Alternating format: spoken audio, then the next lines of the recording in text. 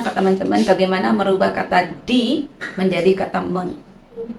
Kalau mau disayangi, kalau mau dihormati, ya kalau mau dihormati kita harus menghormati dulu. Kalau mau disayangi, kita harus menyayangi dulu. Kalau kita mau dicintai, kita harus mencintai dulu. Gitu. Jadi itu nanti ada namanya hukum ketertarikan, hukum alam. Jadi bagaimana kita sebagai wanita tetap mempunyai kepribadian laki-laki dan wanita, bagaimana juga laki-laki mempunyai kepribadian laki-laki yang besar, perempuan yang sedikit. Apa itu? Masalah perasaan. Laki-laki itu kan 90% logika, 10% perasaan. Ditanya sama orang dikit banget, Bud, masih mendingan dia masih punya perasaan daripada enggak.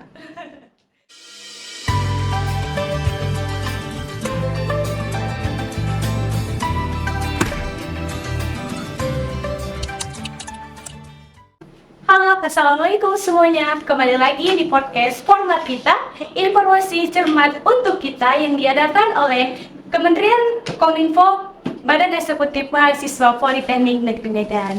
Nah, dengan saya Astri Ramadhani selaku host pada episode kali ini. Mungkin untuk episode kali ini kita menghadiri bintang tamu nih yang sangat luar biasa. Mungkin Bunda bisa memperkenalkan diri terlebih dahulu nih ke penonton. Siap, ya. Terima kasih Astri sudah dikasih kesempatan teman-teman mahasiswa di Polmed juga terima kasih banyak ya. Nama lengkap Bunda itu Rusdianti Saleh, biasa dipanggil Bunda Yanti. Hari ini Bunda sebagai trainer, salah satu trainer di lembaga, di perusahaan training di Kota Bogor, konselor orang tua anak dan pernikahan, kemudian praktisi pendidikan juga, penggiat UMKM juga, terus hari ini dipercaya sebagai pembina pranikah di salah satu Kota Medan, komunitas di Kota Medan. Cukup ya? Tuh dikasih tahu nggak anak Bunda berapa? Boleh sih Bunda kalau Bunda mau memperkenalkan sendiri. Ya, alhamdulillah suami Bunda 3 anaknya. Tiga anaknya. Ya, 3, 1 laki-laki, 2 perempuan. Yang laki-laki hari ini usianya sudah 22 tahun. Yang paling kecil usianya menjelang 11 tahun. Oke, cukup itu perkenalan dari Bunda. Kita langsung masuk nih. Jadi di sini kan kita bakal ngangkat tema yang berjudul Building Better Mental Health in the Middle of Activities.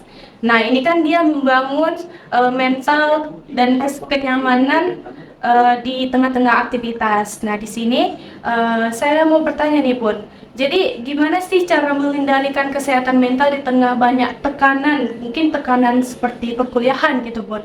Mungkin Bunda bisa ngasih sarannya lah, bagaimana cara mengendalikannya gitu, Bun. Ya, sebenarnya kalau kita bicara tentang mental itu kan dipengaruhi dengan watak. Ya. Nah, wataknya manusia itu ada namanya watak bawaan, artinya memang watak yang Allah kasih ketika dia masih di dalam rahim, ya teraktivasi pada saat ruh ditiupkan, berarti lebih kurang usianya 4 bulan, dan ada watak pembelajar. Nah, hari ini mental itu berkaitan dengan pola asuh orang tua, watak, ya berkaitan banget ya, karena watak itu sendiri adalah pertemuan antara watak, jadi wataknya Astri itu pertemuan antara wataknya ibu Astri plus ayahnya Astri ditambah 7 leluhur ke atasnya. Bayangkan 7 leluhur ke atas, ya. Boleh marah? Enggak, karena sudah dikasih sama Allah, jebret gitu ya, begitu lahir ya. Cuma watak itu tidak bisa di-delete, hanya bisa diukir. Ya, watak itu tidak bisa di-delete, hanya bisa diukir. Demikian juga dengan hubungannya ke mental. Nah, nanti ada anak-anak yang punya mental bagus, yang dia sebenarnya wataknya itu adalah bermental baik, tapi bermental fight gitu ya. Tapi pola asuh orang tua juga sangat menentukan. Sampai berpengaruh gitu ya. Benar, 90%. Ya, nanti orang tua itu, kedudukan orang tua itu 90%, 20% itu di sekolah, 20% nanti di lingkungan. Jadi banget. Jadi kalau hari ini, kalau mahasiswa pengen dia punya bermental baja, ya, dia harus ngomong sama diri dia. Kalau dia hari ini mentalnya nggak punya mental baja, dia harus ngomong sama diri dia. Dia harus ketemukan dengan circle of influence-nya yang punya mental baja. Karena kalau dia, jadi misalnya nih, misal Astrid tidak punya mental yang fight gitu ya, yang mental baja, Astrid akan ketemu dengan orang-orang yang mentalnya sama dengan mental Astrid. Ya, karena kemiripan akan menarik kemiripan, satu frekuensi. Jadi kalau kita mau keluar dari zona itu, kita harus cari circle of influence kita yang punya mentalnya lebih tinggi levelnya dari kita. Jadi walaupun kalau misalnya mental kita kayak berkali masih di bawah rata yang di baja inilah pun. Nah itu kalau kita gabung ke mental yang di bajanya ini, kira-kira kita bisa masuk gitu Bun? Pasti, insya Allah. Asal siap dengan berada di posisi atau zona yang tidak nyaman. Kan berarti kan berubah tuh dari mentalnya yang mental, kita bilang lah mental tempe gitu ya, dari yang mental tempe jadi mental besi gitu ya, tentu kan berubah. Proses perubahan inilah yang kita bilang dengan sesuatu yang abadi sebenarnya. Jadi tidak ada sesuatu yang abadi kecuali perubahan. Nah, perubahan ditandai dengan ketidaknyamanan. Sebenarnya Bentuk Astrid nggak nyaman, mau berubah berada di, iya nggak nyaman kan? Ya. Tapi semakin tidak nyaman, semakin tinggi tingkat perubahannya.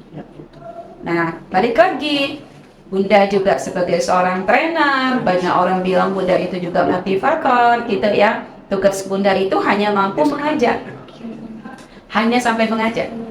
Ya, tidak bisa merubah orang lain.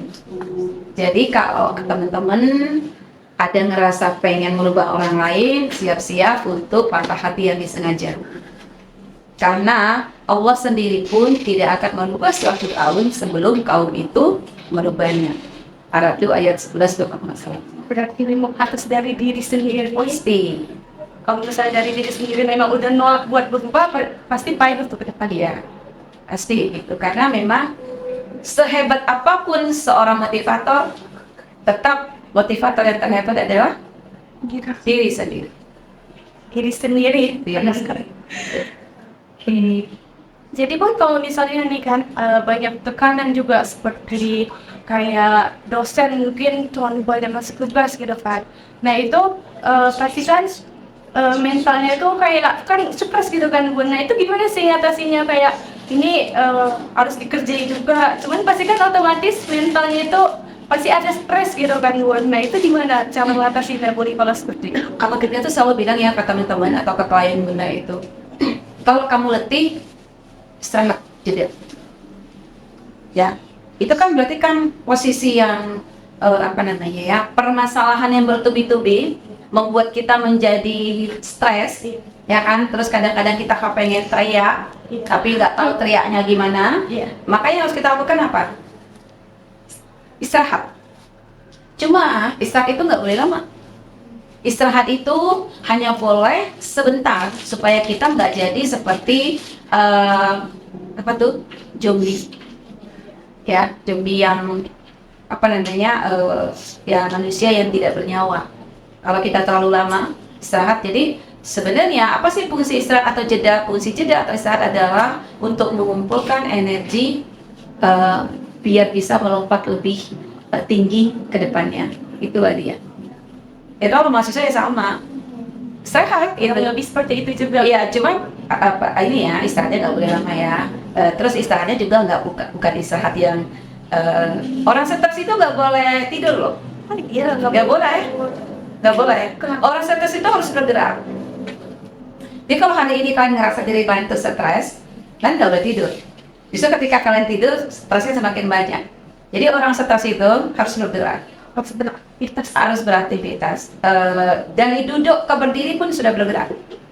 Jadi kenapa bergerak? Supaya energinya tidak vakum di situ, terus dia bergerak. Nah kalau dia tidur, Si putar-putar di situ kan, yang nggak keluar. Gitu. Nah, terus mulai mulai mengambil di dalam gini, setiap orang stres, kalau dia tidak mampu mengatasinya dengan diri dia sendiri, maka dia butuh orang lain kan? Butuh bantuan kan? Nah, kalau dia belum butuh bantuan, dia mulai harus tanya sama diri dia, kenapa aku stres? Jadi ada, kalau Bunda selalu bilang ada 3, maukah? Kapan? Gitu ya. Terus kenapa? Gitu. Jadi dia harus tanya, kenapa saya stres? Jadi sebut namanya. Astri, itu ya, kenapa saya stres? Terus tanya lagi, Astri, maukah kamu melepaskan stresmu? Terus tanya lagi, Astri, kapan kamu melepaskan stresnya? Itu dahsyat ya. Sangat-sangat dahsyat kalau dilakukan rutin. Bukan cuma kadang-kadang apa yang membedakannya orang itu akhirnya harus ke orang lain karena dia nggak yakin. Dan ujung-ujungnya kan nggak yakin. Kalau dia yakin, Iya ya, sedih. ini Bunda tanya Mas Sri, tahun berapa rencana tamat? Latin 2005, 2025. 2025, berapa tahun lagi? Besok. 2 tahun lagi, yakin? Yakin. Ya udah, berarti 2025 akan tamat. Tapi kalau ada jawabannya, insya Allah, Berarti itu tahu.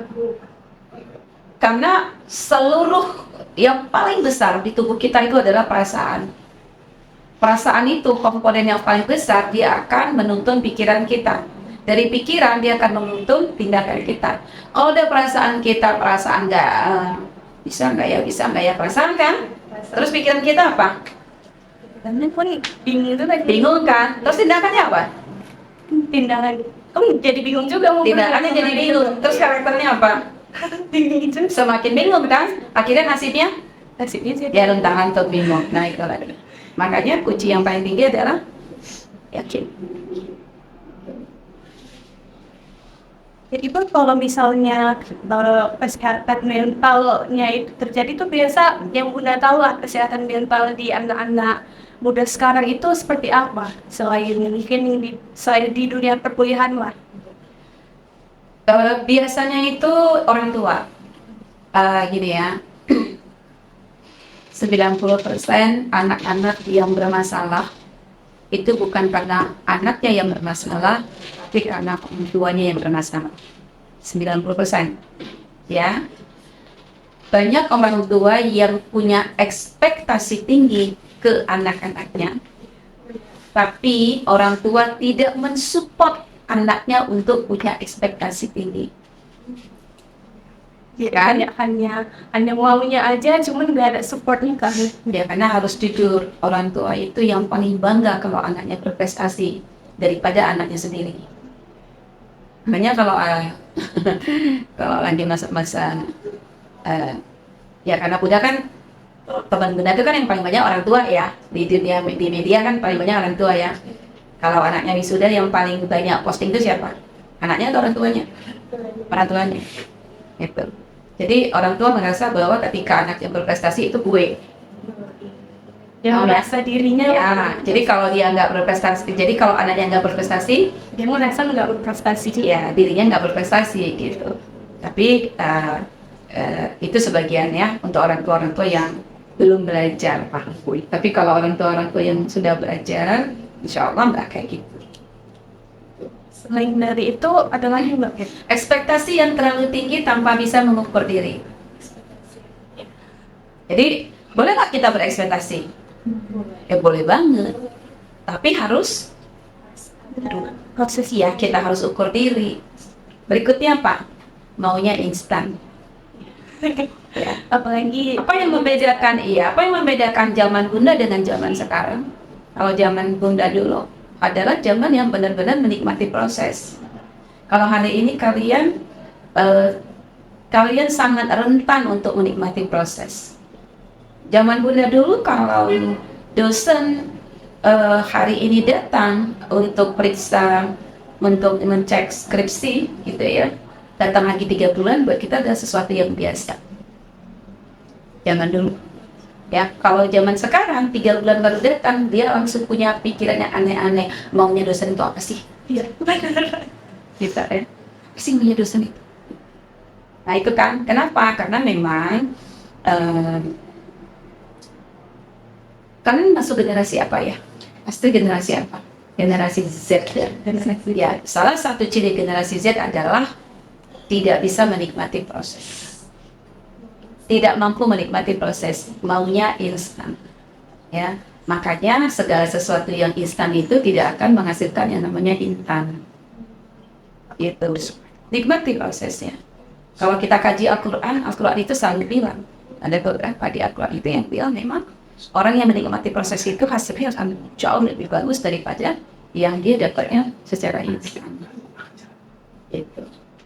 Kalau Astri sering terbentur, apa yang Astri dapetin? Apa saja?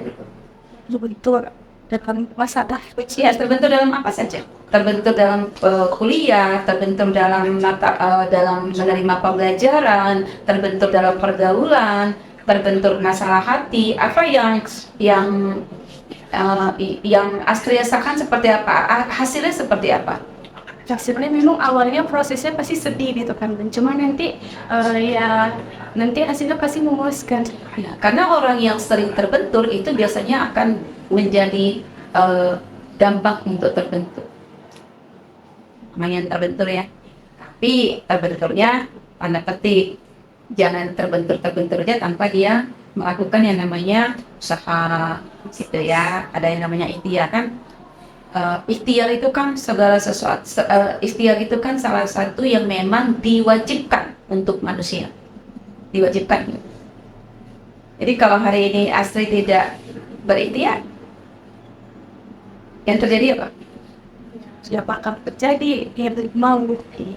Karena orang yang berikhtiar tanpa doa sombong. Benar nggak? Orang yang berdoa tanpa ikhtiar mustahil. Gitu ya. Iya. Oke, apa lagi? Pernah nggak Bunda ngerasain kayak ada masalah nih, cuma nggak selesai gitu? Pribadi, Ya, pribadi. ya. Namanya manusia, tidak ada yang tidak punya masalah. Ya benar. Ya itu dulu tuh. Ya, tidak ada manusia yang hidup tidak menghadapi yang namanya permasalahan. Ya kecuali dia orang gila. Orang gila pun dia bermasalah dengan kegilaan dia. Ya gitu ya. Nah, pernah pasti gitu kan. Cuma semakin kita banyak ilmu, semakin kita banyak praktek, semakin kita banyak dihadapin dengan realita kenyataan gitu ya. Bagaimana kita merespon masalah itu menjadi sesuatu yang bukan musibah, gitu, bukan musibah, ya, tapi menjadi anugerah. Karena kalau kita tahu kenapa Allah kasih masalah sama kita pengen buat. Kalau nggak pengen naik kelas, mana hapus dosa-dosa kita, kan? Cuma bagaimana kita merespon aja. Intinya bagaimana kita cara merespon masalah yang terjadi sama kita. Ya, hari ini kan kenapa orang bisa gampang stres, bisa gampang merasakan bahwa masalah gue besar banget gitu ya. Kok asik aku aja sih? Aku merasa orang terzalimi sedunia, ya. Kan gitu ya. Karena dia tidak mampu untuk meresponnya dengan baik. Nah, kunci dari merespon dengan baik adalah menerima. Menerima apapun yang sudah Allah kasih ke dia. Diputusin sama pacar, nangisnya pasti kencang. Benar nggak? Benar ya. Tapi kalau udah bisa nerima, cuma dia laki-laki yang diam, ya sudah kelar. Ternyata kan itu saja. Kuncinya di mana coba? Di menerima. Ya, di menerima. Jadi kalau Bunda selalu sampaikan itu ya, baik ke kalian yang masih muda-muda ataupun ke teman-teman sebaya, apapun yang terjadi di dunia ini adalah kebaikan itu. Baik itu yang kita terimanya tidak enak maupun yang kita terimanya enak. Kebaikan. Kalau kita sudah bilangnya kebaikan, maka tingkat bersyukur kita akan semakin tinggi. kita udah tingkat suka kita tinggi, maka penerimaan kita semakin besar. Terus masalah, jadinya sahabat sama kita. Jadi kayak nggak terbebani loh. Jadi kerabat, gitu. Gitu ya, bukan jadi musuh. Terus Bun, kalau misalnya lah ini terjadi nih, kesehatan mentalnya nggak baik, nah itu bisa berpengaruh nggak ke fisiknya rata-rata dengan orang-orang yang punya mental yang rusak itu ibaratkan, itu ada pengaruh nggak ke badannya, ke kesehatan itu? Pasti. Itu seperti apa nih contohnya? Beberapa kasus yang sudah tangani itu mentalnya yang sakit, dia nggak mau makan, ya kan, terus badannya menjadi ada yang nggak mau mandi sampai berbulan-bulan, dan dia yang sangat disayangkan adalah mahasiswi berprestasi di Kota Medan Itu ikut pertukaran mahasiswa ke luar. Nah, tadi ya fight-nya tidak tinggi, kebentur dengan di sana, akhirnya merasa diri tidak berguna, mentalnya jatuh sampai nggak mau mandi berbulan-bulan gitu. Dan ya karena dia nggak mau mandi, kukunya juga panjang banget gitu ya, akhirnya apa gitu, setan banyak yang dekat sama dia. Dia memang nggak mau lagi sholat dan tidak mengakui adanya Allah. Jadi 70-80% orang yang sakit fisiknya karena psikisnya terganggu. Oke Bun, gimana sih Bunda menanggapi terkait anak muda sekarang yang sering insecure, mentalnya juga yang kurang gitu kan Bun. Bahkan anak muda sekarang kalau udah insecure atau mentalnya yang kurang itu sampai melukai diri dia sendiri. Itu gimana tanggapan kita terkait anak muda seperti ini?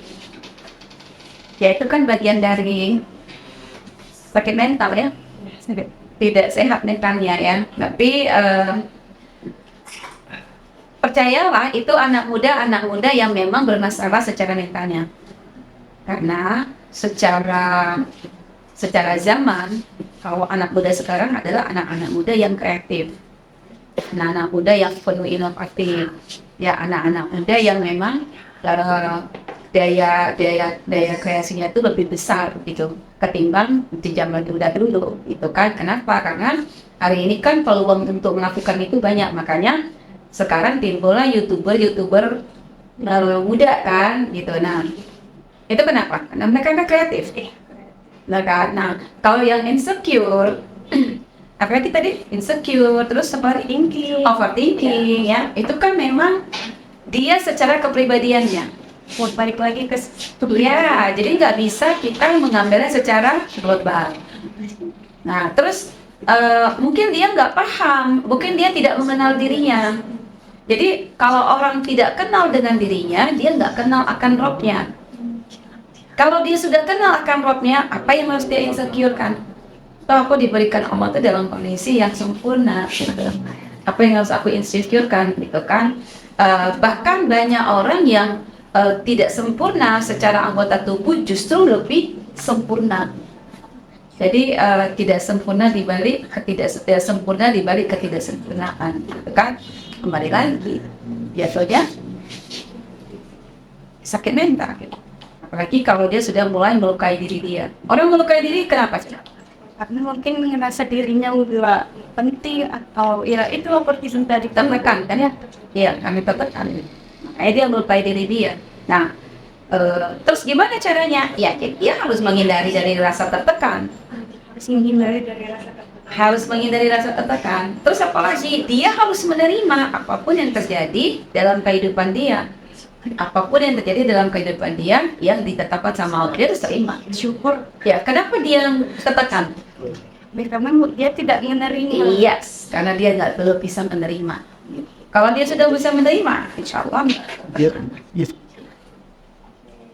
Nah, tadi kan kita udah bahas terkait anak muda yang mentalnya yang sering overthinking, yang insecure, kan gitu. Jadi kalau misalnya anak muda yang memiliki kesehatan mental yang baik itu, dampak positifnya itu gimana gitu Bu. Nah tadi kita udah bahas yang mentalnya tidak baik gitu. Ini mentalnya baik. Jadi dampak positif dari mempunyai mental baik itu bagaimana? Ya, kalau sudah mentalnya baik, kehidupannya akan baik. Orang yang sudah mentalnya baik, pikirannya pasti baik, terus perasaannya pasti baik, nasibnya pasti baik, karena tindakannya juga baik, nggak pasti. Nah, eh, itu kan semuanya diatur di emosi, ya. Kalau kita bicara tentang mental dan segala macam tadi ya, dan emosi itu ada di dalam otak manusia. Nah, perasaan, pikiran itu tidak tampak. Yang tampak itu adalah tindakan, karakter, kemudian nasib itu tampak. Makanya yang hari ini harus dilakukan adalah bagaimana menyeimbangkan antara perasaan dan pikiran supaya tetap berpikir positif, berperasaan positif, ya, kemudian bertindak positif. Karena perasaan dan pikiran positif tidak cukup kalau dia tidak ada action yang positif. Jadi kita kalau misalnya kita punya kesehatan mental yang baik, berarti kehidupan kita pun baik jalannya. Insya Allah baik, ya. Kembali lagi tergantung niat. Karena nanti ada orang yang sehat mentalnya, kalau niat yang gak baik, sama aja. Udah tanya dulu. Orang-orang yang di jalan, silver, manusia silver, mentalnya baik gak? Baik banget mentalnya, bener kan? Terus tindakannya? Ayo, tindakannya baik gak? Iya nggak baik lah, dia menzalimi dirinya dengan ngecat. Itu kan tidak baik, mentalnya baik. Baik, iya. Tindakannya yang membuat, kenapa? Kembali lagi, dia tidak punya semangat untuk tidak punya semangat untuk bisa mensettlekan dirinya. Jadinya seperti itu kan. Nah, jadi kan bicara tentang mental itu kan ada mental sehat dan ada mental sakit. Nah, mental sakit itu memang karena kondisi emosi, pikiran itu yang buat dia sakit, jatuhnya mental gitu ya. Nah, kalau yang dia sehat, jiwanya sehat, tubuhnya sehat, tindakannya pun sehat. Tapi nanti ada orang yang tubuhnya sehat, tapi tindakannya menjadi kurang sehat. Dan Jadi mungkin ini untuk yang terakhir lah buat gimana sih pesan untuk anak muda sekarang yang intinya mental yang kurang, terus untuk anak muda yang mental yang baik juga. Kira-kira Bunda menyampaikan ke penonton, mungkin ada yang punya mental yang kurang, mungkin Bunda bisa sampaikan ya. ya, jadi gini, ada satu fenomena ketika orang tidak bisa menghargai waktu. Karena waktu itu tidak bisa diputar, waktu itu tidak bisa diulang. Kalau hari ini kalian punya 1 kali 24 jam, bagaimana 1 kali 24 jam itu menjadi sesuatu yang benar-benar produktif. Karena masih muda, masih sangat muda gitu ya. Kalau pesan Bunda sih sebenarnya, lakukan yang terbaik, ya, tetap menjadi yang terbaik, meskipun lingkungan kalian bukanlah lingkungan yang baik. Tapi percayalah, ketika kalian punya niat baik, tindakan yang baik, maka Allah akan mempertemukan kalian dengan jalan-jalan yang baik dan hasil-hasil yang baik. Artinya jangan pernah berhenti melakukan kebaikan. Baik yang mentalnya tadi nggak bagus maupun ya kalau dia mentalnya sakit, nggak sehat, ya cepat-cepat perbaiki dirinya, move on. Jangan berlarut di situ, Jangan salah. harus berani melompat dari zona nyamannya mungkin ya kan. Kalau capek, Mau coba istirahat. Ya, untuk mengumpulkan energi, untuk melakukan kegiatan ya, untuk melakukan lompatan yang lebih tinggi. Ngobrol tadi kan kita udah ngobrol terkait tentang mental, overthinking dan insecure juga nih. Jadi kira-kira menurut Zinda wadah untuk menanggapi dari ketiga itu apa? Organisasi salah satu, ya, organisasi komunitas-komunitas yang tentu komunitas yang positif ya, bukan yang negatif ya, karena sekarang juga banyak komunitas kan, tapi tidak semuanya komunitas itu yang positif gitu. Nah, eh, kalau kalian, jadi kan di organisasi itu tentu banyak beragam karakter, ya kan? Nah, di karakter itu nanti ada namanya di organisasi itu ada namanya seleksi alam, ya. Orang-orang yang siap dengan seleksi itu, maka dia akan bisa bertahan. Orang-orang yang tidak siap, maka dia akan dicampakkan, gitu, terseleksi dengan sendirinya. Benar. Organisasi komunitas salah satu wadah eh, pembelajaran yang tidak apa namanya di luar dari kurikulum. Ya, kalau Bunda bilang universitas kehidupan itu di organisasi. Karena di organisasi lah, di komunitas lah kita bisa mengenal banyak karakter orang, kita bisa tahu karakter kita juga seperti apa gitu di organisasi. Jadi organisasi itu sebenarnya unit terkecil untuk kita terjun ke masyarakat, gitu ya. Jadi kalau teman-teman mau tetap sehat mental, ya, mau tetap kreatif, mau tetap inovatif, gabung di organisasi atau komunitas yang positif. Ya. Kira-kira tadi kan Bunda sempat bilang terkait komunikasi yang positif dari yang nggak positif itu dari mananya itu positifnya Bun, dari mana kita lihat bahwasanya komunitas itu positif sama yang enggak? Visi dan misi, setiap komunitas itu, setiap organisasi itu pasti punya visi dan misi. Termasuk nanti di dalamnya adalah kegiatan-kegiatan. Ini kan kalian buat kegiatan nih, ini kan salah satu kegiatan yang positif. Nah, kelihatan banget gitu. Komunitas ada nggak komunitas begal? Ada. Kira-kira positif nggak tuh? Nggak positif nggak. Ya, komunitas begal itu ada. Ya, komunitas pecandu narkoba ada. Kan itu kan tidak positif gitu. Nah, jadi lihatlah komunitas-komunitas positif itu dari visi dan misinya. Terus dari kegiatan-kegiatan yang dilakukannya di dalam komunitas itu atau organisasi. Dan biasanya orang-orang yang berorganisasi, yang organisasinya baik, maka dia dengan seiring dia masuk di organisasi itu dia akan terbentuk karakternya. Mungkin ini untuk mengajak supaya anak muda zaman sekarang inilah generasi Z lah untuk sadar bahwasannya mereka tuh harus mandiri itu bagaimana. Ya, sebenarnya gini ya, mandiri itu basicnya adalah pola asuh orang tua. Ya, itu dulu ya. Banyak orang tua yang terkadang kepengen anaknya mandiri, tapi pola asuhnya tidak diarahkan menjadi mandiri. Nah, terlepas dari itu, kalau teman-teman mahasiswa kepengen mandiri apa nih? Kalau mau mandiri finansial, gitu ya, gabunglah di komunitas-komunitas yang memang bisa menciptakan lapangan kerja untuk dia sendiri dulu. Ya, Ibunda kan hari ini kan pendamping UMKM. Nah, UMKM itu banyak banget lapangan-lapangan pekerjaan yang bisa kita ciptakan karena setiap kita pasti punya bakat. Ya, punya bakat gitu ya. Terus di UMKM itu juga disalurkan bagaimana dia bisa berjualan, itu kan itu diajari ya. Bunda hari ini pun salah satu koordinator reseller di Sumatera, ya. Itu dari platform toko online yang memang punya alhamdulillah punya muslim ya, gitu kan. Nah, di situ semuanya itu ditampung barang-barang UMKM dan kita yang ikut memasarkannya. Jadi reseller itu kita bina, kita kasih ilmu, kita langsung tunjukkan dia bagaimana untuk dia praktek, ya, bagaimana merubah mindsetnya, ya, itu diajarin semuanya di situ. Nah, mahasiswa banyak. Jadi ada beberapa mahasiswa yang sebelum mahasiswa masih SMA.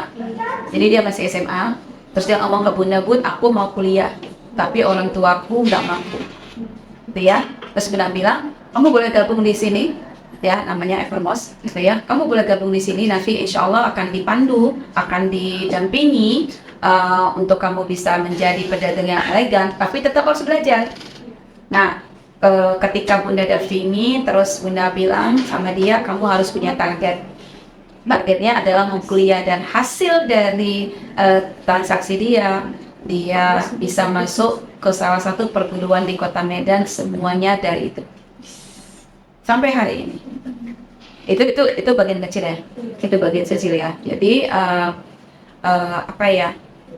Jangan mau menjadi tangan di bawah dari orang tua, meskipun itu kewajiban orang tua, tapi cobalah menjadi tangan di atas untuk orang tua meskipun belum menjadi kewajiban kalian. Makanya harus kreatif, harus inovatif. Satu lagi apa? Kreatif. Harus punya ilmu. Ya, makanya kalau di dalam Muslim, orang yang berilmu dan beriman itu dinaikkan derajat kepantasannya. Harus punya ilmu. Kalau nggak punya ilmu, susah. Gitu. Tadi kan mungkin ke mandiri soal finansial ya Bun. Jadi Bunda ada bilang mandiri soal apa sih? Kan saya tahu. Mandiri secara dia pribadi gitu. Nah kan banyak ya orang nanti yang secara finansial dia mandiri tapi nanti secara dia pribadi dia belum bisa mandiri. Apa itu termasuk memutuskan sesuatu? Putusan. Iya, itu ya. Kalau hari ini terbiasa untuk terbiasa untuk diputuskan, gitu ya. Kalau hari ini mencoba untuk memutuskan, bukan pacar ya maksudnya ya. Iya. Bukan gitu ya. Jadi kalau Bunda bilang gini sebenarnya, Bunda selalu bilang ke teman-teman bagaimana merubah kata di menjadi kata men. Kalau mau disayangi, kalau mau dihormati, ya kalau mau dihormati, kita harus menghormati dulu. Kalau mau disayangi, kita harus menyayangi dulu. Kalau kita mau dicintai, kita harus mencintai dulu. Gitu. Jadi itu nanti ada namanya hukum ketertarikan, hukum alam itu nanti akan buat. Nah hari ini pun kalau tadi kata salah satu temennya istri ya bilang ke Bunda, Bunda masih kelihatan muda gitu ya. Bunda selalu mengelola style Bunda untuk tetap muda ya, dan itu kita yang mengizinkan. Itu syaratnya apa? Kita harus bahagia. Ya kalau hari ini pun banyak orang yang mencintai Bunda, bukan berarti yang Bunda, ya jadi gini, banyak orang yang hari ini menyayangi Bunda, banyak hari ini orang yang mencintai Bunda, tapi sebelumnya Bunda melakukan itu dulu. Jadi Bunda menyayangi dulu, mencintai dulu, baru orang mencintai Bunda. Jadi bagaimana merubah kata di menjadi ditolong dulu baru agak orang suka itu. Iya. Ya kan orang suka ditolong, tapi kita menolong dulu baru ditolong, memberi dulu baru diberi. Nah yang seperti jadi itu ya, merubah kasati menjadi ya. Ada kemungkinan nggak kalau misalnya dia mandirinya di bagian finansial, cuman dia nggak mandiri di bagian diri sendiri, dan kebalikannya ada kemungkinan nggak, atau memang bisa dua-dua gitu terus selingkuh gitu mandiri? Ada kemungkinan gitu ya, karena kan banyak juga orang-orang yang mandiri secara finansial tapi dia tidak mandiri secara dia pribadi, artinya segala sesuatu itu dia nggak bisa mutusin tapi dia mandiri secara finansialnya itu, atau kebalikannya gitu. Nah yang lebih bagus adalah ketika kita mampu memutuskan apa-apa yang memang sudah kita layak untuk kita putuskan. Jadi gini ya, memutuskan itu kan kita harus berpikir 10 kali ke depan. Apa bedanya wanita dengan laki-laki? Dalam hal ini apa bedanya?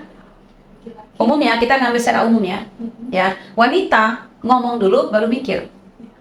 Kalau laki-laki mikir dulu baru ngomong. Makanya terkesan laki-laki itu sulit untuk ngomong. Mikir aja gitu ya, sulit untuk memutuskan karena dia mikir dulu gitu. Nah beda dengan wanita yang setelah dia ngomong baru mikir, akhirnya nangis terseduh-seduh atau ada penyesalan di belakangnya. Nah itu yang membedakan. Jadi bagaimana kita sebagai wanita tetap mempunyai kepribadian laki-laki dan wanita, bagaimana juga laki-laki mempunyai kepribadian laki-laki yang besar, perempuannya sedikit. Apa itu? Masalah perasaan. Laki-laki itu kan 90% logika, 10% perasaan. Ditanya sama orang dikit banget, Bud, masih mendingan dia masih punya perasaan daripada enggak. Ya kan? Kalau nggak punya perasaan gimana coba? Nggak ada empati. Kalau laki-laki nggak punya perasaan, nah itu udah diatur sama Allah.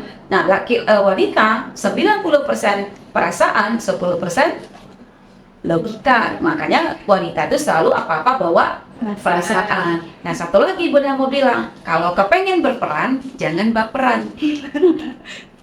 Kita kan? ingin berperan. Kalau ingin berperan, jangan baperan. Hari ini tuh Asih pengen berperan tuh, baik di komunitas maupun di kampus maupun di mana-mana ya. Orang berperan itu kan selalu ada kritik dari orang lain, ya kan?